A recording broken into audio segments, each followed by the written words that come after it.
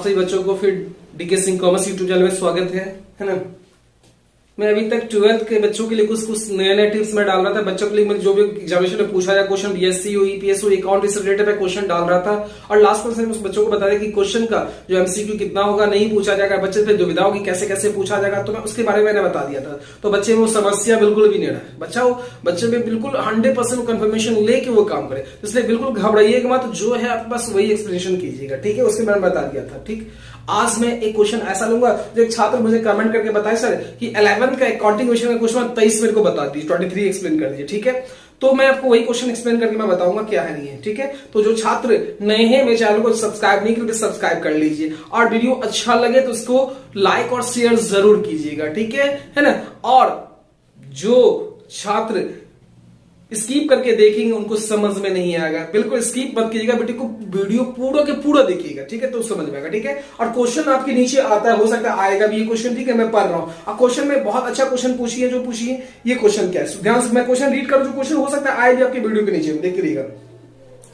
Give an example for each of the following type of transaction. जो doctor एसकेसी के book से question है, तो इसमें फर्स्ट क्या देखिए क्या लिख रहा है, पहला पार्ट में क्या करें देखिए, क्वेश्चन है पहला क्वेश्चन यही आ ही जाएगा, तो क्वेश्चन देने की जरूरत नहीं, 23 का सॉल्यूशन में पहला क्वेश्चन क्या, पहला पॉइंट क्या देखिए, increase in one assets, increase in one assets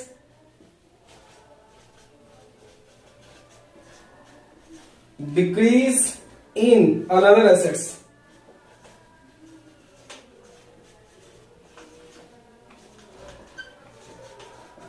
ये क्वेश्चन है। अब देखिए इसका आंसर क्या होगा, देख लीजिए आप उत्तर क्या होगा, कैसे इसका सोल्यूशन करेंगे। मतलब इसमें आपको क्या करना था कि increase in one assets decrease in another assets, मतलब आप इसमें क्या काम करेंगे, देख लीजिए क्या काम करेंगे। जो एक एसेट्स मतलब एक एसेट्स में आपकी वृद्धि होगी और दूसरे एसेट्स में कमी होगी, कोई भी चीज आप कोई भी चीज मतलब कि एक एसेट्स बढ़ेगा दूसरा एसेट्स घटेगा, बताओ क्या होगा। तो आप ऐसा करो, कोई भी एसेट्स परचेज करो, कोई भी एसेट्स बनो, आप परचेज ऑफ बिल्डिंग, तो बिल्डिंग कर दोगे तो क्या होगा, कैश जाएगा और बिल्डिंग आएगा। Purchase of building, purchase of, answer लिख लो,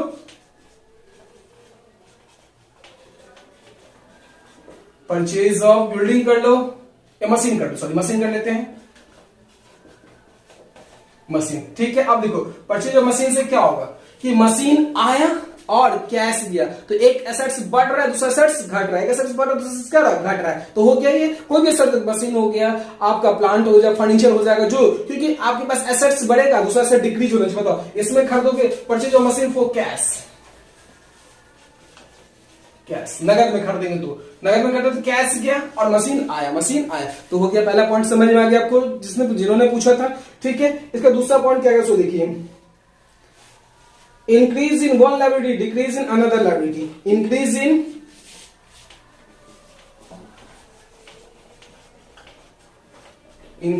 in one liability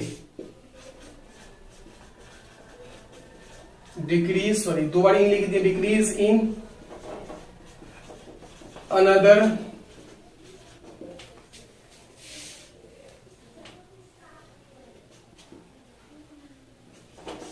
लायबिलिटी, ठीक है। क्या करें, एक लायबिलिटी बढ़ेगा दूसरा लायबिलिटी घटेगा, एक लायबिलिटी बढ़ेगा दूसरा लायबिलिटी क्या हो जाएगा, वही करें ना, इंक्रीज इन वन लायबिलिटी, ठीक है, इंक्रीज इन वन लायबिलिटी देख लीजिए, और डिक्रीज इन अनदर लायबिलिटी, ठीक है।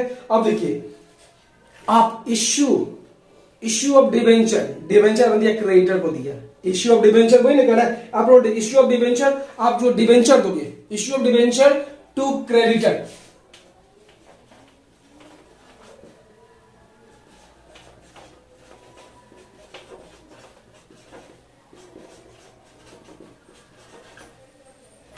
आंसर आप इश्यू दिए डिवेंचर तो जानते हैं, डिवेंचर ऋण पत्र जो होता है ना, ऋण पत्र जो आप क्या किए, ऋण पत्र जो निर्गमन करेंगे, निर्गमन किए तो भाई उससे आपका क्या होगा, एक लायबिलिटी बढ़ेगा दूसरा लायबिलिटी घटेगा, क्योंकि उससे क्रेडिटर का पेमेंट हो जाएगा। तो आपका यहां देख लीजिए घट गया, इश्यू इंक्रीज कर लायबिलिटी में एक डिक्रीज कर रहा है, क्योंकि आपने उसका पेमेंट किया, क्या आपने उसका पेमेंट किया, यही क्वेश्चन था आपका, क्या एक लायबिलिटी बढ़ेगा दूसरा क्या हो जाएगा, घट जाएगा। तो ये इश्यू करेगा तो क्या हो जाएगा, आपका लायबिलिटी क्या हो गया, एक लायबिलिटी मतलब क्या बढ़ गया, और क्रेडिटर का पेमेंट इसका एक क्रेडिटर आपका घट गया, क्रेडिटर क्या हो गया, घट गया, ठीक है। तो ये देख लीजिए भी क्वेश्चन आपका हो गया।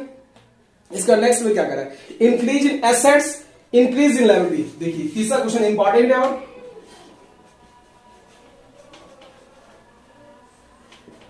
Increase in assets, increase in assets, increase in liability, increase in assets, increase in liability,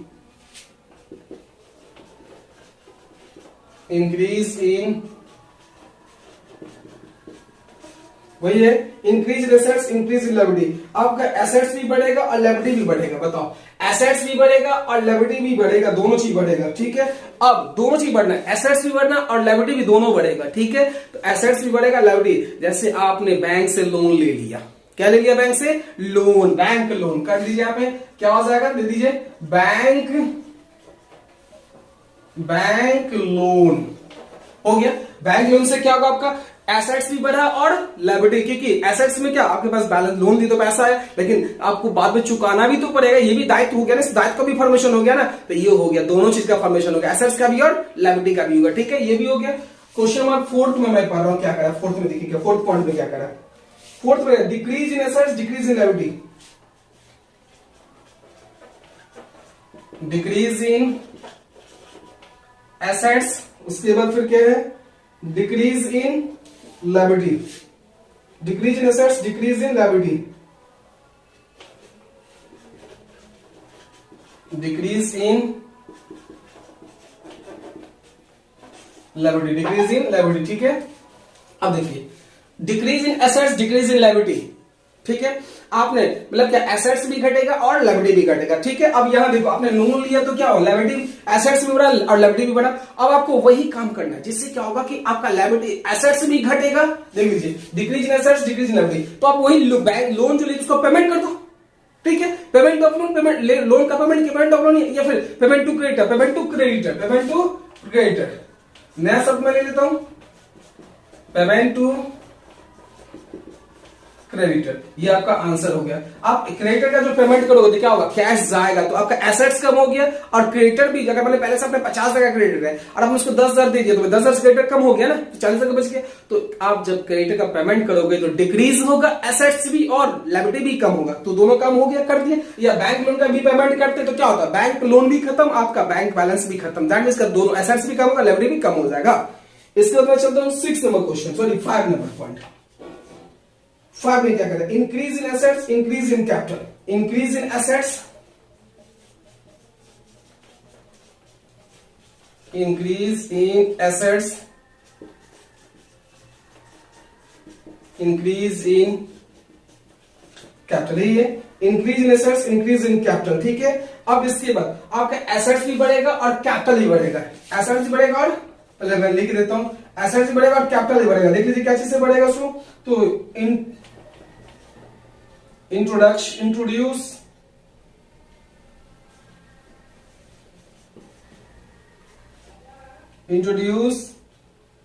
of, या लिख लीजिए एडिशनल कैपिटल, फ्रेश कैपिटल लगा लीजिए,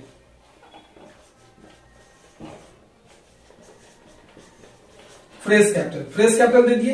तो आपका एसेट्स, फ्रेश कैपिटल जब भी बिजनेस में लगा होगा तो क्या होगा, कैश बढ़ेगा और कैपिटल भी, लायबिलिटी भी बढ़ेगा, दोनों चीज देखिए, कैपिटल भी बढ़ गया और लायबिलिटी भी बढ़, एसेट्स भी बढ़ गया, क्योंकि जब भी तुम कैश मतलब बिजनेस में कैपिटल बढ़ाओगे तो कैश तो स्वाभाविक बढ़ेगा, क्योंकि जितना एसेट्स होता है उतना लायबिलिटी होता है। तो कैपिटल कैश में दिए तो आपका लायबिलिटी भी क्या होगा, एसेट्स कैश, जैसे मतलब 50,000 मैंने बिजनेस स्टार्ट किया, 5 लाख से स्टार्ट किया, तो कैश कैपिटल लग गया, और वही से बिजनेस में कैश भी तो आया, तो दोनों चीज वृद्धि हुई कि नहीं, कैपिटल भी बढ़ा और कैश भी, एसेट्स भी बढ़ गया, ठीक है। नेक्स्ट में देखिए 6 में, 6 पॉइंट में क्या करा, डिक्रीज इन एसेट्स,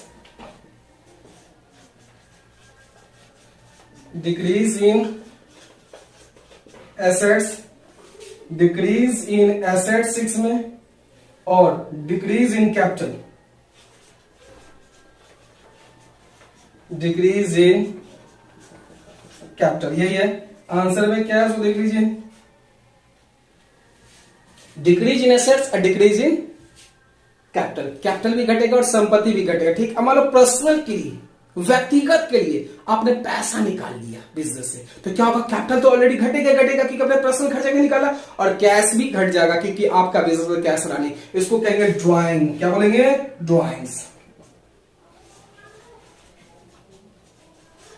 ड्रॉइंग्स बोल दिए। 7 में ये 7 पॉइंट में क्या क्या 7 क्वेश्चन में समझ गए। या cash withdrew for personal use भी बोल सकते हो, क्या बोल सकते हैं, cash withdrew for personal use भी आप कह सकते हो। 7 क्वेश्चन में आ जाओ क्या 7 में, decrease in liability increase in capital, liability घटेगा और कैपिटल बढ़ेगा। डिक्रीज इन क्या करें, कर लीजिए decrease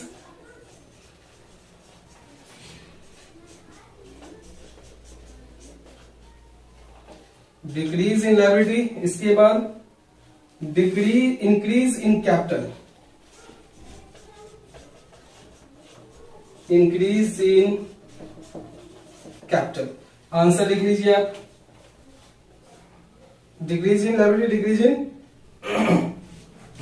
in liability, increase in capital. ठीक है, अब मान के चलिए डिक्रीज, आपका कोई लोन था पेपर, ठीक, आपने उस लोन को शेयर में कन्वर्ट कर दिया। किसमें कन्वर्ट कर दिया, शेयर में कर दिया। ठीक है, जैसे मान लो किसी से आपने लिया था, किसी वेंडर से आपने माल खरीद के लेके आया था, ठीक है, तो आपके पास क्या था, लायबिलिटी बढ़ा हुआ था, अब आपने उसको शेयर दे दिया, तो भाई आपका शेयर बढ़ गया, लेकिन लायबिलिटी क्या हो जाएगा, घट जाएगा, उतना का पेमेंट तो देना नहीं पड़ेगा। तो यही हो जाएगा, क्या हो जाएगा, जब आप किसी को पेमेंट करोगे, लोन का पेमेंट कर दोगे, मतलब लोन के बदले उसको शेयर दे दिए, लोन को लेकर क्या किए, शेयर दे दिए। या लिख लीजिए आप क्या दे देंगे,